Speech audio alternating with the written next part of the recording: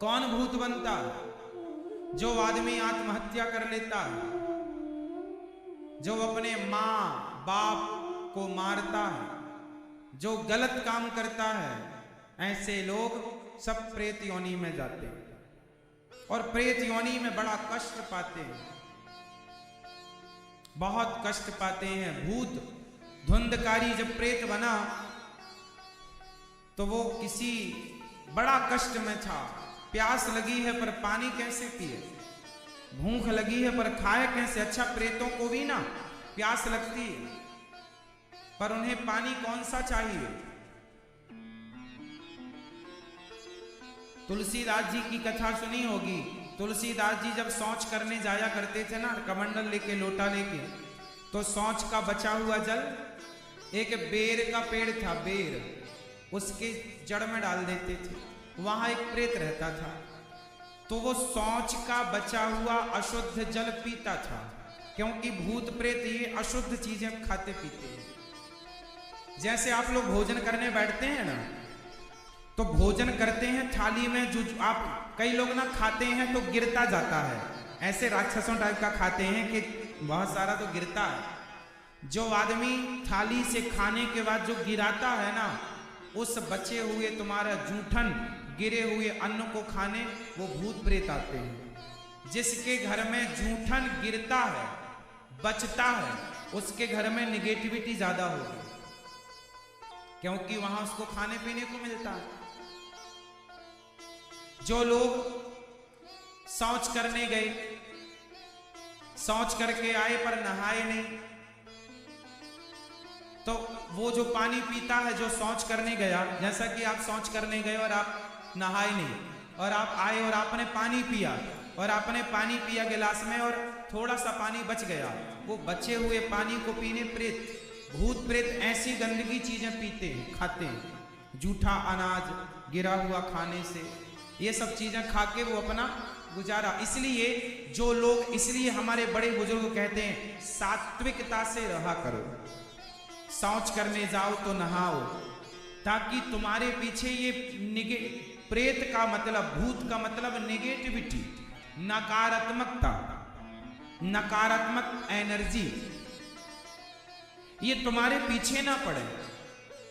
इसलिए कहा जाता है नहाया करो शौच के बाद, लघु शंका जाया करो तो 4 कुल्ला किया करो, हाथ पांव धुला करो। ये ऐसे नहीं कहा जाता, इसके बहुत बड़े साइंटिफिक रीजन होते हैं। तो भूत प्रेत ना ये सब खाते हैं। तुलसीदास जी ने, प्रेत वहां रहता था, शौच का जल फेंकते रहे, एक दिन प्रकट हो गया।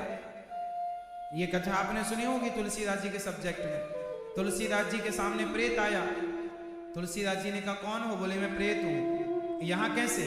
बोले तुम शौच का जो जल डालते थे यहाँ पर, वो हम पीते थे और हम बड़े प्रसन्न हो गए, तुमने हमारा पेट भरा, अब हमसे कुछ वरदान मांगो। तुलसीदास जी ने कहा हे प्रेत देवता, तुम भगवान से मिला दो हमें। प्रेत बोला हम भगवान से मिल जाते तो हम मोक्ष ना पा लेते, प्रेत क्यों बनते, पर तुम्हें भगवान से मिलने का उपाय, जब तुम कथा सुनाते हो तो पीछे हनुमान जी आकर बैठते हैं, एक रूप बदलकर, तुम उनके पांव पकड़ लेना, वो हनुमान जी हैं। तुलसीदास जी ने देखा पीछे गंदा सा आदमी आके बैठता, हनुमान जी ने, तुलसीदास जी ने पांव पकड़ लिया, फिर वो हनुमान जी के रूप में प्रकट भये। फिर उन्होंने राम जी का दर्शन कराया वो स्वामी तुलसीदास जी को, वही दोहा गा करके कि चित्रकूट के घाट में भई संतन की भीड़, और तुलसीदास चंदन घिसे तिलक लेत रघुवीर। ये चित्रकूट में घटना घटी, हनुमान जी ने राम जी का दर्शन कराया, तुलसीदास जी। फिर वो रामचरितमानस इत्यादि की रचना गोस्वामी जी ने की। तो क्या अर्थ निकला? ये जो प्रेत हैं, भूत हैं, ये लोग भूखे प्यासे रहते हैं। जो लोग ऐसी गंदगी से रहते हैं उनसे इनका गुजारा होता है। फिर यही लोग, आप गंदगी से रहोगे ना तो फिर वो प्रेत क्या करेगा? एक दिन आपकी तरफ झपट्टा मारेगा, क्योंकि आपके घर में गंदगी है तो वो खाने पीने आता है, तो उसके संग में रहते रहते एक दिन वो चाहता है कि आप भी हमारे पास आ जाओ। तो वो ऐसी प्रेरणा देती है निगेटिविटी, नकारात्मकता, कि आप कई बार ना चाह करके भी आत्महत्या करने के लिए मजबूर हो जाते हैं। इसलिए जैसी राखे शुद्धि वैसी बने बुद्धि, जैसा खाए अन्न। इसलिए थाली में जब भोजन करने बैठो तो पहले भगवान को स्मरण करना चाहिए। हे प्रभु, आपका दिया जो है आपको समर्पित है, और खाओ ऐसे कि तुम्हारे जूठन ना गिरे बिल्कुल। कई लोग तो खाते ऐसे ना, आधा मुंह में जाता और आधा मुंह से टपक जाता है। सबसे निकृष्ट भोजन यही, थर्ड क्वालिटी के लोग होते हैं वो। कई लोग तो पूरा हाथ तिया तक भर लेते चावल, ऐसे खाते हैं, ऐसे आधा नीचे। खाने पीने का भी तो ढंग होना चाहिए, भोजन गिरना नहीं चाहिए, कोशिश करना चाहिए। बच्चों को सिखावे सब चीजें। भोजन थाली में नहीं छूटना चाहिए ज्यादा। आपका जो जूठन है, आप कई लोग कहते हैं कि हम थाली में जो बच जाता है उसे फेंक देते हैं, कोई खाता है।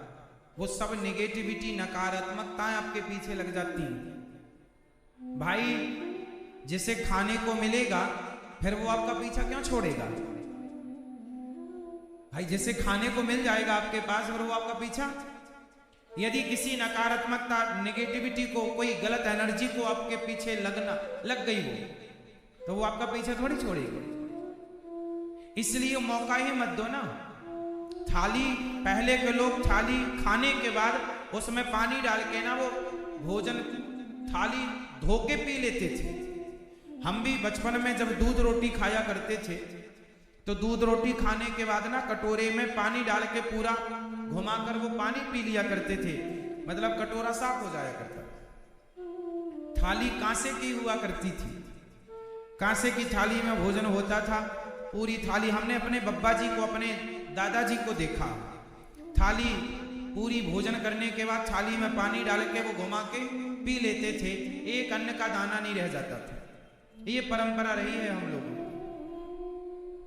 आप कहें कि महाराज जी फिर हम तो सबको भोजन देते हैं। नहीं, तो हमारे यहाँ पहली रोटी गाय को निकलती तो है। आप किसी को देते हैं तो देना अच्छा है, पर ये बताओ किसी को जूठन देना अच्छा है? गाय को भी पहली रोटी खवाओ, शुद्ध रोटी खवाओ। कुत्ते को भी शुद्ध रोटी खवाओ। अपना जूठा किसी को नहीं देना चाहिए। अपना जूठा किसी को नहीं देना चाहिए। जैसे कई लोग चाय जूठी पी लेते हैं, भोजन जूठा कर लेते हैं। जूठा किसी को नहीं खाना चाहिए। यहां तक कि पति पत्नी को भी जूठा नहीं खाना चाहिए एक दूसरे का। विधान तो ये है, पर अब माने कौन?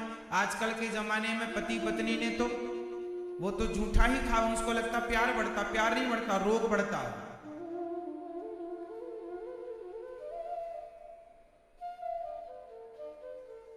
है ना। आजकल तो पत्नी चबाए पान और चबा के उसके मुंह में थूक देती, ले तू चबा ले अब अमृत। ये जमाना है, ऐसा चल रहा है आजकल। क्या से क्या हो गए देखते देखते। कितने विद्वान थे, कितने समझदार थे तुम और हम। हमारा भारत, हमारे पढ़े लिखे बड़े बुजुर्ग, अनपढ़ बड़े बुजुर्ग अंगूठा छापते पर कितना साइंटिफिक ज्ञान था उनके पास। और आज के पढ़े लिखे देख लो। तो खाने पीने का भी लोगों को ज्ञान नहीं है। आज लोग खड़े होके खाते हैं, जूता चप्पल पहनकर खाते हैं। साहब, एक जमाना था कि खाने के पहले लोग पांव धोया करते थे। आपको पता है पांव धोकर खाने का कितना साइंटिफिक कारण है? जब आप पांव धुलते हैं ना, सारी थकावट दूर हो जाती है, रिलैक्स होते हैं आप। और जमीन में बैठ के पालथी मार के जब आप भोजन करते हैं, बजाय कुर्सी, बजाय चेयर पर बैठकर जब आप भोजन करते हैं, चेयर पर बैठकर भोजन करने की अपेक्षा जमीन पर किया गया भोजन ज्यादा अच्छा होता है। हाँ या ना? लेकिन अब फैशन में रहना है साहब।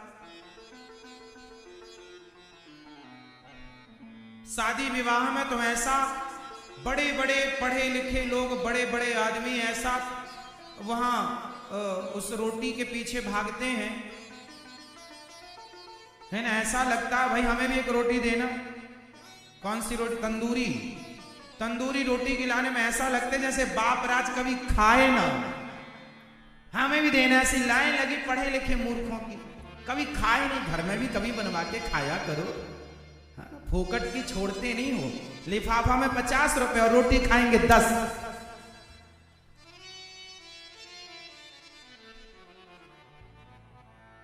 है ना मेरी माँ, ये भी सब्जी दो, वो भी सब्जी दो, ये गुलाब जामुन दो।